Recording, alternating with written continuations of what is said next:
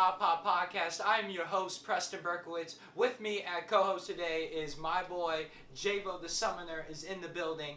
Back again. You already know, 6 Point Entertainment. We got some big names in the house today. Preston, go ahead and tell them what we got. Well, today usually we gather a lot of local musicians and talent and we try to get their name and promote their stuff. But today we have a entrepreneur, producer, musician, songwriter, philanthropist, you name it in the music industry, he has done it. Charlotte's local icon, Eddie Z. Thanks, sir. That's an hell of an introduction.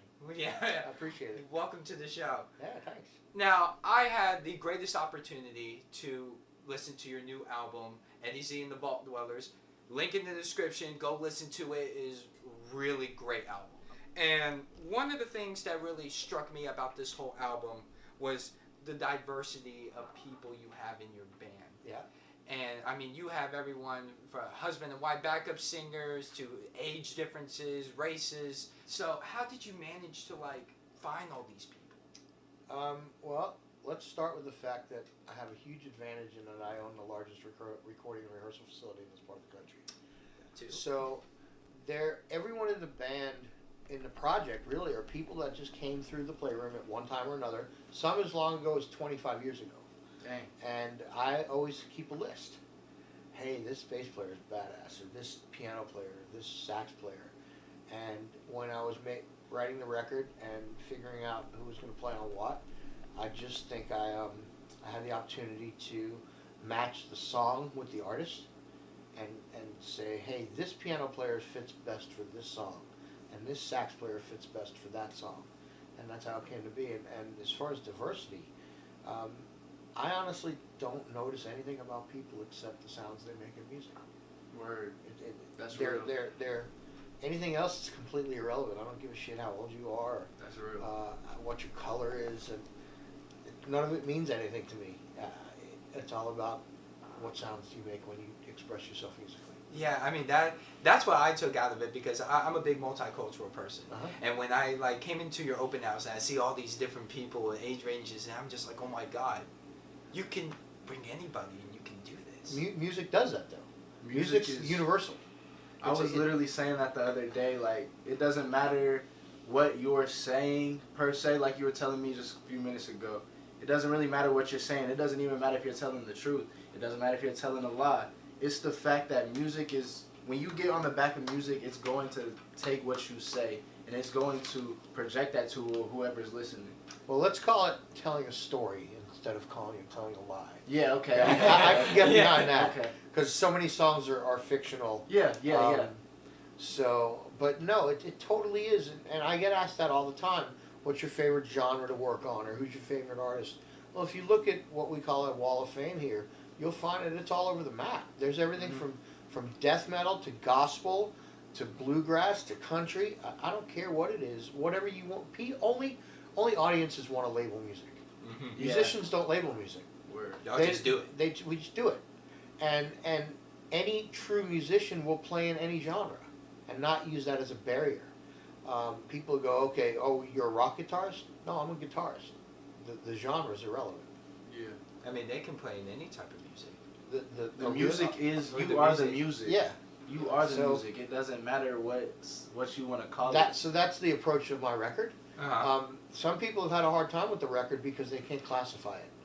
That was my problem. I couldn't classify it at all. It is a mosh pit of sound that just, it's in your soul somehow.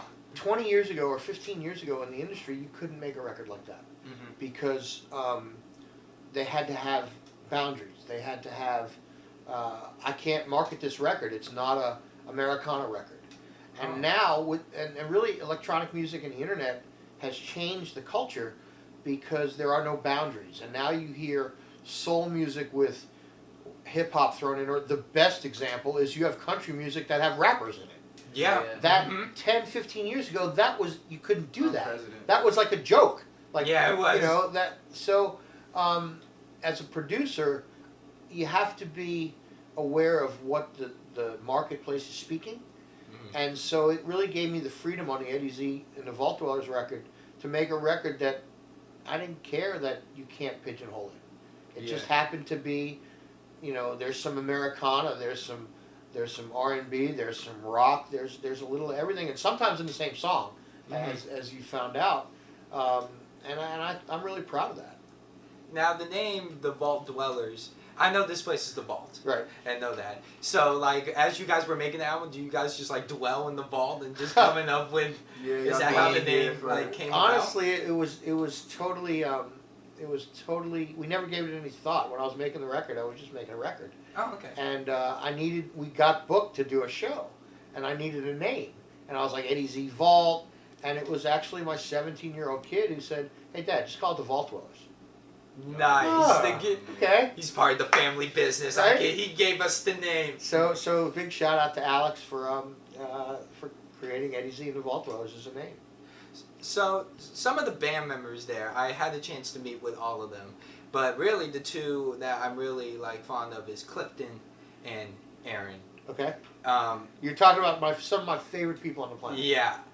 I know, because every time he's on stage, he just looks at them and then he goes, and then just plays with them. It's amazing. So Clifton and I literally go back 25 years.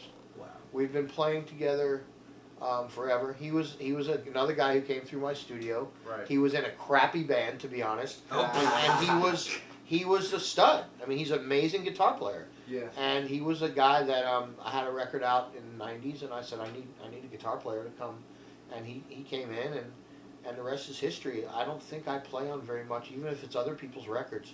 I don't play on very much that I don't bring him in for something. He always comes with a different perspective. He always comes, I come from a rock sort of side, and he brings a jazz flavor to it. And when you put them together, you get something that's a little different. It is a little. So he's my best friend. He's one of my favorite people on the planet. And Erin was the same way. She was singing in a cover band in a building that was not as good as they could have been. Yeah. And I heard her voice, and I was like, wow.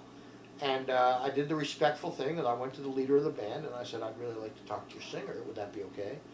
And the next thing I know, Erin actually came in and sang a song on the record called Open Door, which I had written many years ago with someone else. And she came in and she killed it, like one take. And I was like, okay, let's see. Do you write? She's like, not really, but I'm willing to try. And 2 years later, we wrote 18 songs. Wow. So she's a gifted vocalist. One other thing of note on the record is not one of her vocals is tuned, which is unheard of in today's day and age. Her voice. Yeah, her voice. Looking back, like I've seen you guys perform. Her voice reminds me, and me and my dad talked about this as like Stevie Nicks minus the vibrato. Yeah. But a Pat Benatar type of voice. Yeah. I don't know if you saw it, but that's what I saw when we heard her sing. I think she's purer than Pat Benatar and just her tone. I'd love to have the success of Pat Benatar, of course, but Erin, she's got a pureness to her voice, and one of the things we're working on our next release is getting her to sing gritty. And we're Gritty, actually like well, if you're familiar with a band called Hailstorm, there's a singer named Lizzie Hale who is a total package, and we're really working with Erin to work on some of that grimier, like being inspired nasty, by that. yeah, some of that nasty, and I've heard her do it, and it's stunning. Fire, because that's not her usual. No, it's not like at all. if you have curly hair and then one day you're just like, I'm gonna go Straight hair, yeah. You know what I mean? It's a total different thing, and I think you'll really dig it when you hear it. Oh, I actually have a question. Yeah. Eddie. Just being a person who's still kind of, I mean, I've definitely been listening to music, and I definitely feel like music is the one thing that has always been with me through anything that I've been through. So I know that I always want to make music. I guess my question to you would be, like, what was your first outing, your first genre, trying to sit down and say, I know, now this is not what I want to do forever, but I know I know I can make a good rap song, rock song. You know, I started playing guitar when I was 5. Oh, really? And I started performing on stage singing when I was 5. Wow. For Christmas when I was 5, my parents got me a microphone and an amp. That's what I wanted. And I really started playing very seriously when I was 12. But I had the opportunity to see a band called Van Halen at Madison Square Garden, open for a band called Black Sabbath. They were on their first tour, and I saw Eddie Van Halen come out, and I said, "That's what I want to do. Why would I not want to do that? That's what I want to be," and that was in. I'm dating myself, but I was 12 years old, and it's never been. There's never been like I never had a plan B. Right. Like right, I right. never had a. Well, if this doesn't work out, Mm-hmm. I have. I have 2 college degrees. They were all paid for by playing guitar. I left school with no debt, and neither degree has anything to do with music. Wow, that's definitely a big thing for me right now. Just being like trying to take that step, cause I'm the same way in the respect. Like I don't really have a plan B. I know I want to go to school, but why would I put myself in debt to go to school instead of putting the energy that I do have to spend into this thing that I know I want to do? Well, let me give you a little bit of feedback on that. My degrees are in business. Mhm. Okay, the world, I see it all day here. 25 years of doing this, the world is full of really talented people. Yes. But the only ones who get to do this for a living are the people who can see the business side of it. Because if you're just a gifted artist and you don't understand how money works or how the business side works, you're going to be a gifted artist that performs in your living room. So don't dismiss school. Get a degree in business or marketing, even more. There's social media marketing degrees now. Yes, there is actually. And that's priceless. I wish that existed when I was coming up. It didn't. But if you So being good at music isn't enough. right. You have to be good at business and marketing, because there's a ton of people who are good at music. Right. See, and when I listen to music too, I kind of categorize some. I kind of study on like how different musicians are, because there are the lyricists, like musicians. Yeah. There's one section there. Then I found another section that are just like business moguls. Like they're musicians, but they're also businessmen as well, or women.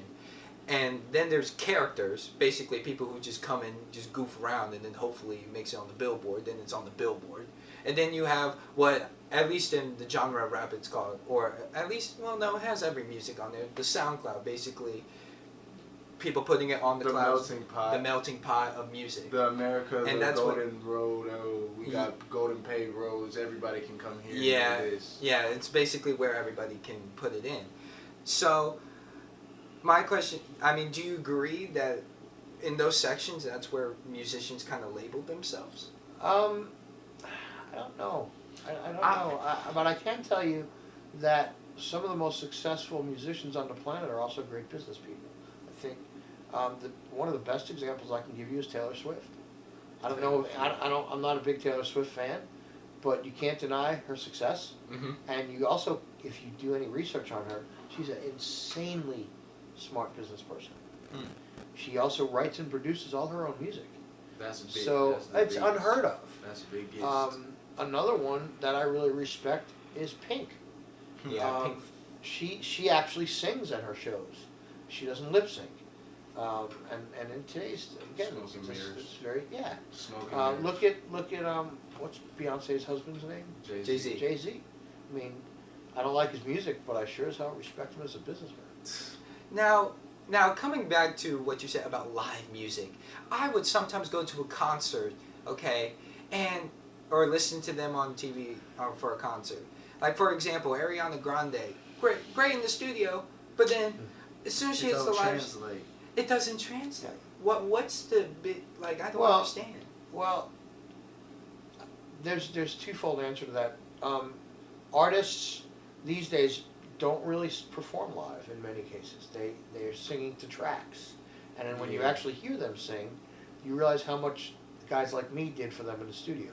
It's all studio trickery. Mhm. So one of the things, back to the Vault Dwellers, one of the things that was really important to me was there was so much going on the record. Mm-hmm. I wanted a band that can reproduce it live.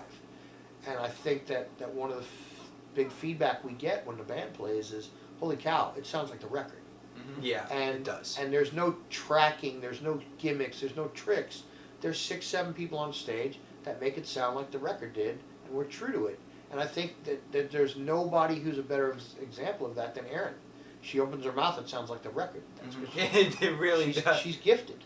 She is a very gifted musician. Her So- voice is unbelievable. I I hope think we have that somebody answers like your that in Yeah. Charlotte. Like, you know who NASCAR is, don't you? Yeah, NASCAR. Allen? NASCAR is definitely somebody, like, I've been to a few of his shows, and even if you don't really agree with his message, it's the fact, like, he may have recorded that in the studio, but he meant to be on stage and say this to you with his real voice. So he translated it live. His translation is, like, with the mega, it's crazy. Okay. It It's is crazy. Cool. It's honestly amazing, honestly. So you and Erin wrote the songs together. And Clifton in many And cases. Clifton Yep. too? Okay, so it was y'all three together. Some, yes. Okay, so what was the vision while writing some of these songs? Was it just They were all different. For instance, the best example I can give you was the song "Save Me from Myself." Yeah, that's it. Is written about what it feels like to be suicidal, and that was written right after Chris Cornell from Soundgarden, and Rest in peace. he took his own life, and that really affected me deeply, and I've never considered taking my own life or suicide, and I've never suffered from that level of depression. And so Erin and I sat down and said, okay, what would it really feel like if you were inside that person's head from that perspective? How would it be? And one of the references in the song is that you're drowning, that you just can't get your head above water. Another reference is that you always see darkness. There's no, even when the sun comes up, it's not day, it's still dark. I And have nothing to lose. Yeah, exactly. Yeah, that was another one I got. So that was the inspiration for that song. There's a song called "As Seen on TV," and that was that was really a shot at social media. That was it. I noticed. I was yeah. like, you guys are talking about TMZ. That's I it. saw the shots. I was like, is this a diss track? It Like, wait a was. minute. It was. It's people. What is it? There's a quote. Your life is not as good as you pretended to be on Facebook. Mm-hmm. And that was a shot at those people who, only present the beautiful stuff, and then people get like Keeping Up with the Joneses. They get jealous of that image that's portrayed, and it's really just. And a it's crock not of even shit. a real image. Yeah, it's it's the craziest part. Right. It's the most. It's a. They don't talk about mental health It's a lot. made up. It's made up. Yeah. They make people. They bring people to this zone of false living. Like you don't even. But it's the people also that allow themselves to be taken there. Because when you can easily look at these people and say like, yo, like, come on. But how powerful is the media? How powerful is the You know, media? It's very powerful. It's. How powerful is the media? I mean, our whole entire country right now. I'm not going to get political, but our whole country, our whole country is divided because of the media. I totally agree with we'll that. just And they don't leave talk it about there. the things that we need to talk about, like mental health, Yes. like the reasons why people get to these levels and have these thoughts. They always wait until the thoughts had and then come back and say, oh, now this person was doing that, but they never go to the root cause of any of it. Well, because we're in a scary situation because of all the celebrities that have committed suicide. It's it has made it glamorized, and when you have a younger generation that is fighting for their identity and where they're going to go in life, and they see that suicide is perceived as a glamorous out, that's a very scary situation. It is very scary. I mean, even with X, even with X, even though he didn't commit suicide, it's the fact that fact of death. It's the fact of death, and it's the fact that that's what he was. That's the energy he was perpetuating while he was alive. Is the fact like he had "kill me" written on his hand or tattooed on his hand, and things like that. Like when you put that certain energy out, like you can't expect it to not be reciprocated. You know what I mean? Like I had an idea once because again I'm not musically gifted, but I had an idea of just making an EP or an album. Right. And each song gives a message of a mental health issue. So, like for example, depression, kind of like a sad type beat, and with like meaningful lyrics of like a person inside its head of depression, a person inside of the head of schizophrenia side, and I I've been wanting to do that and get local artists to be on the. That's kind of like But my do you dream. know how noble of a cause that is? Yeah, though, that's strong. a lot of people that do this for however X amount of years won't say things like that on a song, just because they want to make that extra buck off of these people who don't care. So I think that's a noble thing. Yeah, I these days, if you're trying to make money off your music, it's a tough thing to do, and that goes back to the whole marketing thing that we were talking about. You know, that's invaluable.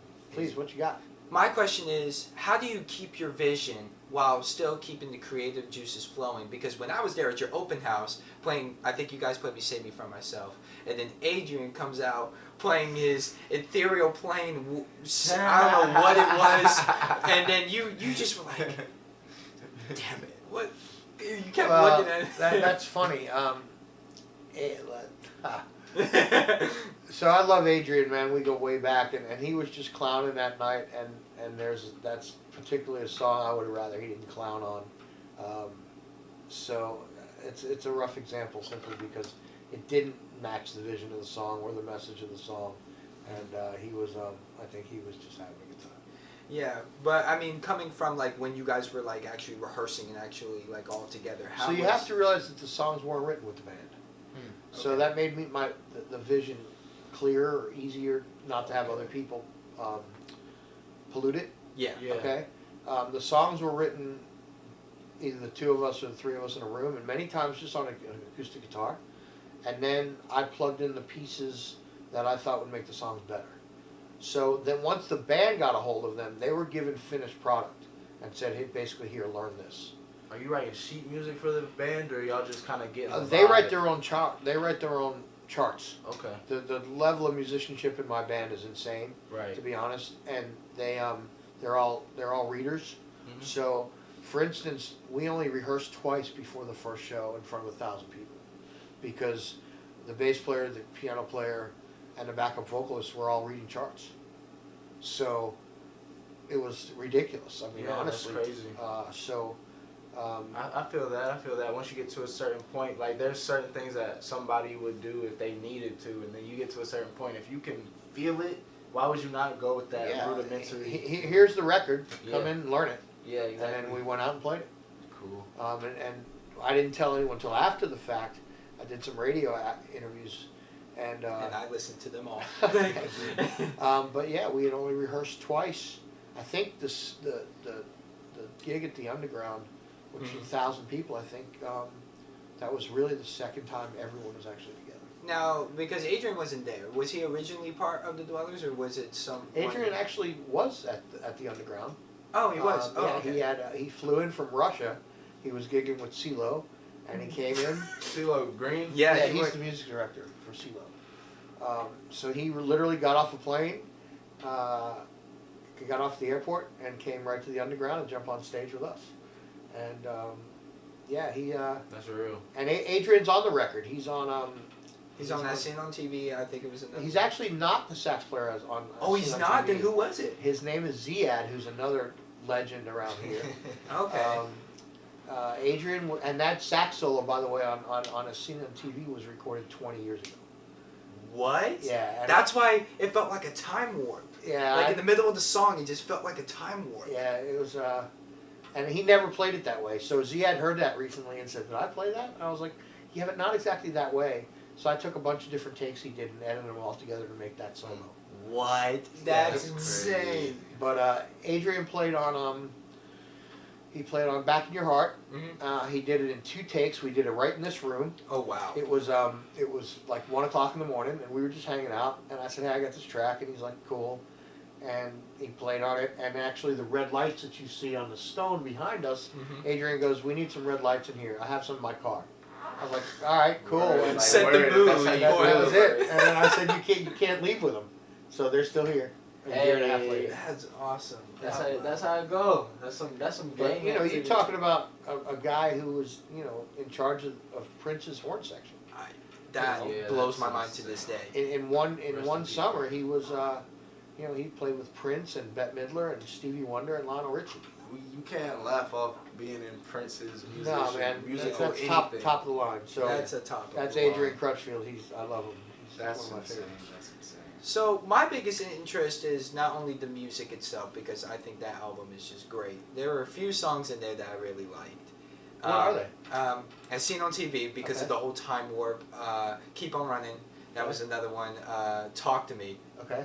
Baby, won't you talk to me? Just, it was a groovy type song. There was one other. Tonight in Amelia was, and That seemed to be like people's favorites. It really surprised And- me. actually my favorite is Save Me From Myself, because Okay. that, I actually have a tattoo right here. I have a semicolon right here, and I almost gave up my life because I was just so mentally just I thought I lost everybody, my friends, family, respect. Recently losing my grandfather, and my grandmother is not doing too well at the moment. I mean, I felt like I've just lost everything. Then you need to What does write the songs, tattoo brother. mean? I mean, I've tried writing songs. You can test on this. Yeah, I you tried. have a song. You have a song. What does the tattoo mean though? The tattoo means the sweet life. Okay, And cool. just like with music in my podcast, I take what I can and I make it sweet. And actually, if I ever decide to write, that was actually one of the tracks on my... Right. Don't Yeah, decide. I don't know, I decide, know. yeah. Right. So you ever heard of someone named the Allman Brothers? Yes. Okay, one of the biggest bands on the planet through the 70s and the 60s. So they literally had a dozen top 10 hits. Mhm. Well, their main songwriter, Greg Allman, said he wrote 100 songs before he ever let anyone hear one Yep. Why is that? because he thought they were all shit. And then Okay. the first song that he put out was a song called Melissa, which is famous to this day. So my point of all that is just write. Even if it's not good, write, and write. There's only one way to climb the mountain, and that's to climb it, and there's only one way to get better. That's it. Because actually, that's what he did when he started music. I mean, OGBE, you already know how I feel. He, I remember I think it was that notebook. He I wish. brought it in. It was just like writing stuff, just in class writing, listen to Wu-Tang and writing. And I'm just like, let me read it. And I read it, and I was like, dude, you need to get this out there. Yeah. I mean, some of his stuff is amazing. Yeah. I wish you There's a vehicle in today's world to get stuff out immediately. Oh yeah. And there's good and bad with that Yeah. because people put out a lot of crap that shouldn't be out, but it gives you an instant audience. Yeah. You know, and the more you throw against the wall, the better you have a chance of something sticking. Now, the biggest question I have, Eddie, because you have been in this industry for a long time, and you've been all over the world, performing with and working with people. A dream of dream. all of us out there, and we respect you for that. Respect. And I'm doing the same thing now, starting my entertainment company, 6 Point Entertainment, and just trying to find the right people to do this stuff. It's very time consuming and stress, and then when people call out, like, how do you deal with that over the years? Honestly, if you leave me hanging, I walk you. Ooh. It's that simple. So I have a session booked, and the drummer doesn't show up, you'll never be my drummer again. I promise you. Cause that's not cool, bro. Well, it's A, it's disrespectful, Yes. and B, it's entirely unprofessional. Yeah. Yeah. Okay, and I want to surround myself with people who are pros. Yeah. Even when we started at all, I'm not speaking now from someone who's been in the industry for 25 years. If you don't share the vision that I share, then I'm finding someone who does. Cause somebody's out there. Yeah, absolutely. And now the world has shrunk. Yeah. By social media, it's easier Ugh. to find people. We used to put ads in papers and audition people, and all this kind of put up flyers, all this kind of antiquated crap. But to answer your question, so I was in a band called Charity Case that existed for 16 years, Yes. and we had the guy who was in the band the least amount of time was the bass player. We called him the rookie, and he was in the band for 14 years. And in 15 years of rehearsing, I don't think we ever canceled 1 or 2 rehearsals. Mhm. So the That's point I'm trying to diligence. make, well, it's professionalism and it's respect and it's having a common goal. Cause look at this now. Like, look at this now. You can't have this playing around. No, but Charity Case gave away $1.5 million to Mhm. charity. It's a charity. Yeah. Charity And- case. Yeah. So my point is that I tell my son all the time this. You're talking. This is cheap. Anybody can run their mouth. Back it up with your actions. That's saying something. I don't want to hear you Right, talk. right. Show me. Right. And So if I got someone who's not showing up or doesn't do what they say they're going to do, that's the ultimate measuring stick for me. You have to, if you do what you say you're going to do, I'll work with you all day long. If you just run your mouth, I got no time for you. And that would be, it's harsh. I know it sounds harsh, but excuses are like assholes. Everybody has one. I don't want to hear it. I just don't understand why people don't put in the work, because it confuses me. Like, it's like, oh, I want to do this. Yeah. I want to be on top of the But billboards. again, it's because talk is easy. It requires no effort to talk. Now, actions, waking up at 7 in the morning and doing all of these things earlier than 7, writing down bars when nobody's watching. The things like they always used to tell you, like elementary school, oh, we'll give you this kindness award if you do something, we catch you doing it. You know what I mean? It's the things you do when nobody's watching. At the end of the day, the only person you're accountable to is yourself. Right. If you feel like there's something you should be doing or you can't wait to do this or something, you gotta literally do it. There's no other way to do it except to do it. Hold yourself accountable and hold the people around you accountable, and it will elevate your game. That's It'll good also words of separate advice of Eddie Z, local icon. Appreciate it. My question is, okay, what do you like playing the guitar, or do you just love that mandolin? Because you, I swear, open house, and when I went to see you at the Muse, this man has a Stevie Ray Vaughan hat on, and he is just killing the mandolin like it's his baby. I feel like is that your favorite instrument to play? It's not. I really, I just enjoy playing it, and I think that we do it in a different setting. Mm-hmm. Mandolin is mostly usually in country music or folk Yeah. music, and we throw it in with distorted guitars and funk bass, and I think it creates something different that's not usual, and I like things that are not usual. Yeah, because I saw it, I was like, I looked at my dad at open house, I'm like, what is that? happening? Like, is that what is that? But he's having a great time with it, Yeah. but just what is that? Like, how is Banjo's next. Oh no. Oh yeah. Banjo Oh, is fire man. when somebody knows how to like. I'm gonna bring banjo into the rock vein. Oh, that's gonna be amazing. It'll be fun. It'll be fun. I don't know how you incorporate the sound. Well, it has a, I don't know You'd what say the same thing about mandolin if you hadn't heard it. Well, again, just wise words taken out of my mouth. Honestly, I have a question just because the type of music that I'm focused on at the moment would be like hip hop. Do you have any favorite hip hop artists? I don't. I'm terribly out of date with what's popular. Well, no, it's not about what's popular. Well, honestly, I don't listen to it. I Right. really, I simply said I don't. But it's funny that my first national credits were from doing hip hop. Really? Yeah, and I got hired to do a session with a guy named Drez, who was in a hip hop group called Black Sheep, which was hugely famous. They had a huge hit called Flavor of the Month, and I'm a Like guitar the choice is player. yours, Black Sheep. I'm not sure, honestly. It's been a long Yeah. time. What's the other dude's name? Do you know the other dude's Drez and I forget his name. name?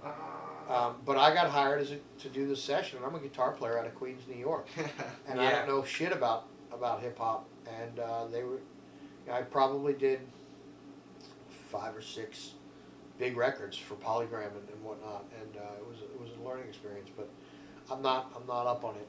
And if you but honestly, if you ask me who my favorite current rock artist is, I couldn't tell you that either because I'm just not.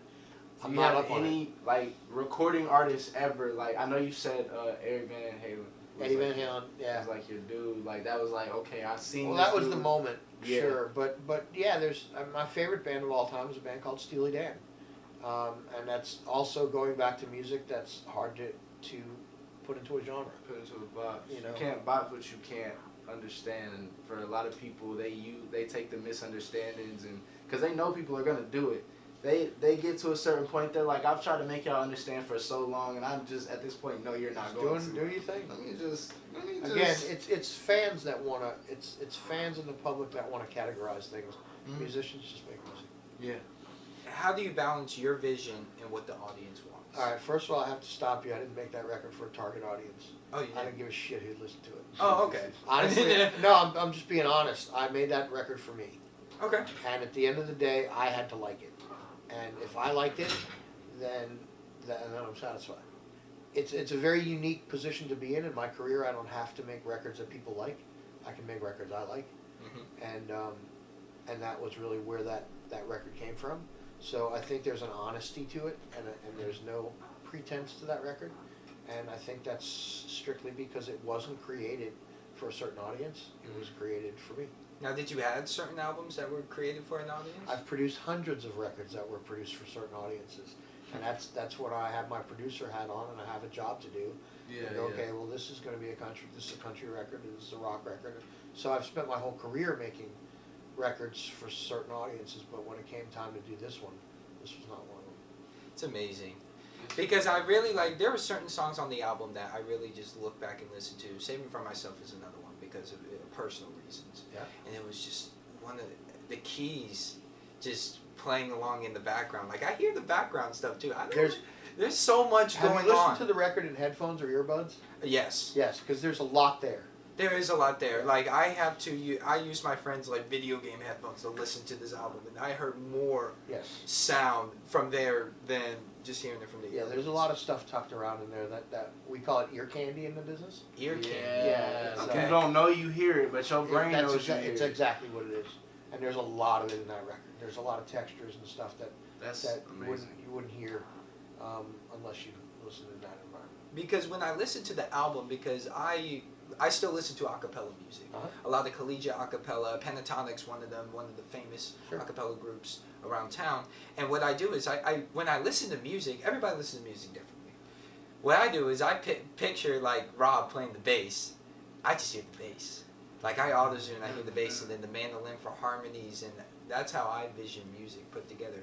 Is there a certain way you listen to music, and then you're like, I like this, this, and this, and I put it together, and there's a hit? Yeah, you're sitting in my favorite place to listen to music, because here, this room will expose things you won't hear on any other system, just simply because of the way it's built and the sonics in the room. So this took a lot of engineering. Just letting y'all know, this took a lot of engineering and a lot with two hands. Yeah. Well, more than two hands. It's really, it was designed to be what it is, and the math is perfect in here. Well, that's a whole nother podcast, but that's a whole nother podcast just to prove it.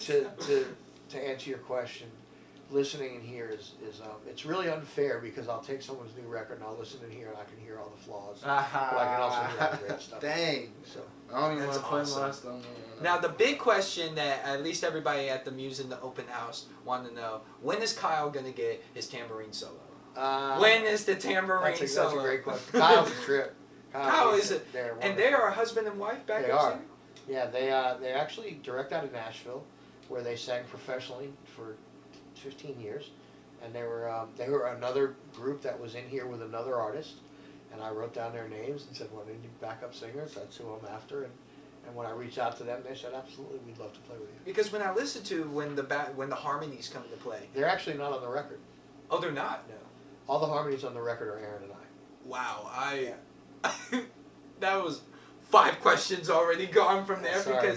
Because as I was hearing it, I was hearing the harmonies of the girls, but not really. Well, I thought Kyle was on the record, but I didn't hear Kyle's voice. Either the harmonies are that good that you can't just depict it, or is it I don't know how the harmonies worked on that album. So to make it that precise. Erin's, again, we'll go back to Erin having amazing pitch.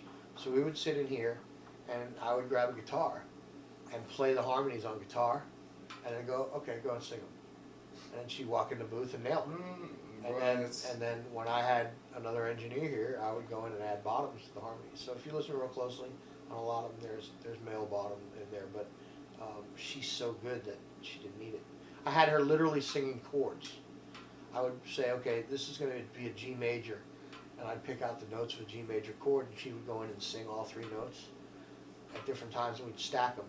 And that, honestly, is a trick I stole from Steely Dan that they were doing in the 70s. Did you pick a chord and go sing? Well, chord appropriate to the song. Well, of course, yeah. Yeah, so if you listen and Save Me From Myself, and Home Again is one that has whole chord backup vocals. I mean, just that album in general, there's just so much.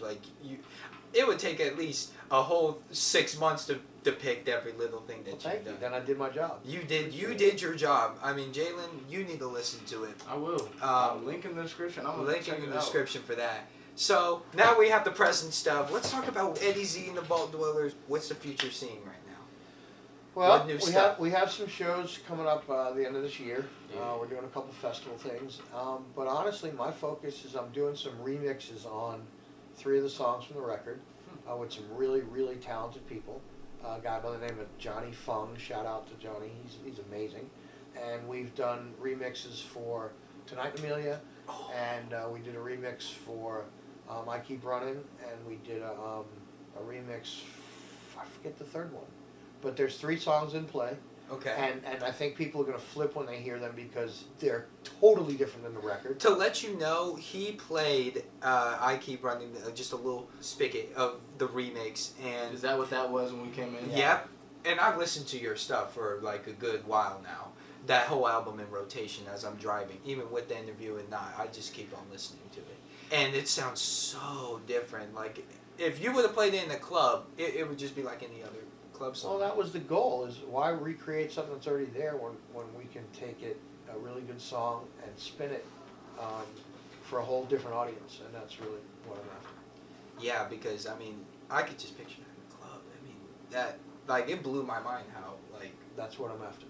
just, I like to surprise people.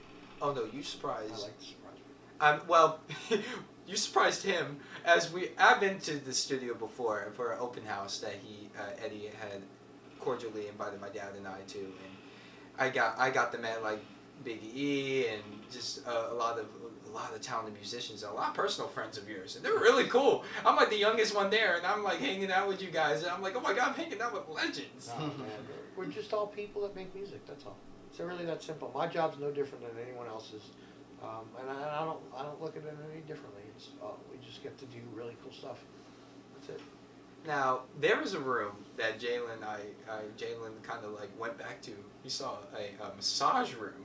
Yeah, like I'm like, yo, He's like- can I peep the massage? Like, who's waiting in the massage room? You just walk in, yo, like, what's up, Eddie? You straight? Like, trying to get a massage? Nah, real quick? so we have a lot of tours that come through here, and touring musicians sleep in bunks on a bus, Yeah. and it's totally uncomfortable. And so one of the things we offer here, by appointment only, is we have a phenomenal masseuse in here, and she stays busy. Wow. That's literally amazing. So you also give other businesses like little rooms. Yes. As well as bands. I know I saw the Yeah. bands. We try and keep it limited to businesses that have applicable needs for musicians. So one is a masseuse, and the other one makes T-shirts, Yeah. which are directly related to what Music. musicians do. Is, we need merch for our band. So Yeah, And absolutely. who wants to sleep on the bunk, but has to sleep on the bunk because they gotta go around the That's it. city. That's it. So Because I told you what I'm doing with the iPod is basically helping all these local musicians. Just it doesn't matter if I listen to it and I like it or don't like it. It's more the help of the person trying to get them out there. Exposure. it's a Because, great day. I mean, just looking at this, like I feel history in this room. Yeah. Like so much has happened in here. Like, what an opportunity. Yeah. Like, you're creating opportunities for other people. You're creating opportunities for yourself. Absolutely. Well said. So in this room, well, probably not in this room, just in this studio in general. I don't know if you've been asked this question. Like, what is your favorite memory in this facility? I know it's a tough one, but So in the facility, I have a few, but one that really sticks out. So we're one of our clients is a band called 3 Doors Down. Ridiculous. 3 doors down. And they had a big hit. So they were here rehearsing for a tour, and there was a cover band rehearsing in one of the rooms that was playing Kryptonite, or they were playing Duck and Run, one of 3 Doors' big hits. Yeah. And the singer from 3 Doors heard them doing it, Mm-hmm. and went and banged on their door. They opened the door, and there's the singer from 3 Doors Down. He's like, "Hey, I'll sing this with you." And the singer from 3 Doors Down walked in and sang the song with one of the bands. And that was, that's something you'll never forget, and it was just awesome. No, that's ridiculous. And it was funny, the band was struggling with the bridge of the song, and Brad's like, "Yeah, we struggled with that too." So that was one of the coolest things. That's like a starstruck yeah. moment. Have you ever been starstruck before? Not in here, honestly. Like just in your career in general, have you been like starstruck? Like, oh my god, I got Like big. on some Eric Van Halen. Well, I was until I worked. I worked for Van Halen twice, No. and that took away that sort of took away that aspect. But I got to meet and hang out with Eric Clapton, and I was just thinking about him yesterday. that was as close as I've got. That blew me away. That's insane. So and that really set a precedent for me because he was so down to earth and so chill. That I felt like, okay, if Eric Clapton doesn't have an ego or an attitude, then none of these other schmoes need to. Yeah. And that's sort of the way I deal with it. Now, in a band, my dad has kind of grew me up on the horns. Like, the horn section is like my favorite because they just add a little spunk or a lot of pizzazz in there. My dad's is the guitar. He always told me it's something about feeling the strings, or like when you bend it, it makes a certain noise. Yeah. Is there any time like you just like hear a noise? I'm like, oh, okay, play again. Okay, we can put something, a little spin on this to it. Absolutely. At the end of the day, the guitar is a piece of wood with strings, and you interact with it with your fingers, and the way you hold it, or the way the amp it's plugged into, or the kind of wood it is, all speak differently to you. But you see, you talk about horns. That now we're Horns are. there's a band called Tower of Power. That if you're not familiar with, that's what my dad called Adrian, the Tower of Power. When he was playing at the open house, it was just like and then he brought in this, I don't know what it was he brought in. It's called an iwi. Iwi? Then I closed my eyes and I'm like, oh my god, that's the sound of the Prince that we all know. Yeah. Like he brought out the instrument that made the So, ethereal plane. If you like horns, then As Seen on TV must have spoken to you at the end.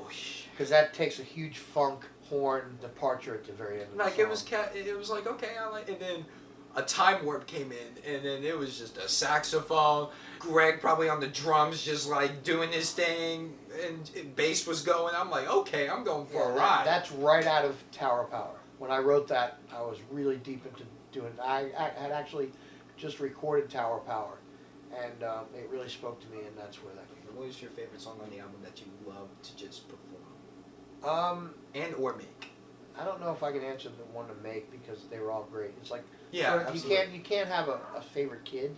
Yeah, exactly. Yeah. I feel that. I feel that. But my favorite song to play is probably Tonight in Amelia, or I really like to play the solo in Save Me From Myself. Oh, the solo. Because that was I actually sat and wrote that solo out to bring about emotion. As an up and down roller coaster. Yeah. Yeah. Exactly. I wanted the listener to feel turmoil when they listened to that, and that's what I was after. But that band is so much fun to play with that they're all fun to play. I could see that, and we could see it as people that that I've watched you perform. I mean, you guys just have so much fun up there. Watching somebody perform that brings you so much closer to their It's a good energy. time. It's a good time. I look It's forward to the doing it again. greatest thing ever. So you have future shows coming up, and then the whole remix of the 3 songs. Is there any other things that you're coming up with the works? Or with the I'm band? always working. Oh well, I know you're Always always got something working. in the tuck. I'm always Gotta working. keep the card. Is there gonna be Eddie Z and the Vault Dwellers tour? I don't see that right now. I think we'll keep doing shows, but at the end of the day, this is so comfortable for me to make music in here, and I get the opportunity to work on so much stuff. That's really where my focus is right now. It's just a lot of different. And keep writing with Erin. Keep writing with Erin. Yeah, we still write every Saturday. We usually meet and write, and Fire. yeah, it's good stuff. That's awesome. Fire. Well, guys, this has been another episode of the Odd Pop Podcast. I would like to thank my co-host Jaevo the Summoner for joining me once again for our podcast. We ain't never letting up. How many episodes? I lost count. Lost count. I lost count. But I also want to thank Charlotte's local icon, Eddie Z. Check out Eddie Z and the Vault Dwellers. It is on all music platforms, Yep. Spotify, Apple Music, But yeah, it's Apple Music and Amazon, I think. It is, yeah. It's on all music platforms. Please go check it out. If you're also in the area, in the Charlotte area, go check them out. We'll get you guys more information soon on that. I'm your host, Preston Berkowitz, Eddie Z, Jaevo the Summoner. Preston, What? I would like to personally say thank you to you as well for giving me the opportunity to co-host Eddie Z. I would also like to thank you for the opportunity, letting us in to see all of this cool stuff in the vault. You got it. Yeah, Fun. this vault is amazing. This is the actual vault. The last episode was one of the rooms. This is the actual where the magic happens, right The here. PlayroomOnline.com. Check it out. Yep. This also is sponsored by the Playroom. This is also sponsored by the Playroom. This is Eddie Z's pure, like, made from two hands. This is his baby. If you're a local artist or a band that wants to record or have studio time, you could go on www.theplayroom.online.com. Click on rehearsals. There's hourly. There's like monthly, and Eddie and whoever works will set you up there. Good for all artists. Rock and roll. Exactly. Keep all the links of Eddie and his music link in the description, as well as the website if you're a local artist trying to check out. All Jaevos will be in there. Oh, Shout yeah. out to Mikey behind the camera, 6 Point Flicks. This has been another episode of the 6 Point iPod. Flicks. 6 Point Entertainment. We'll see you on the next one. Woo.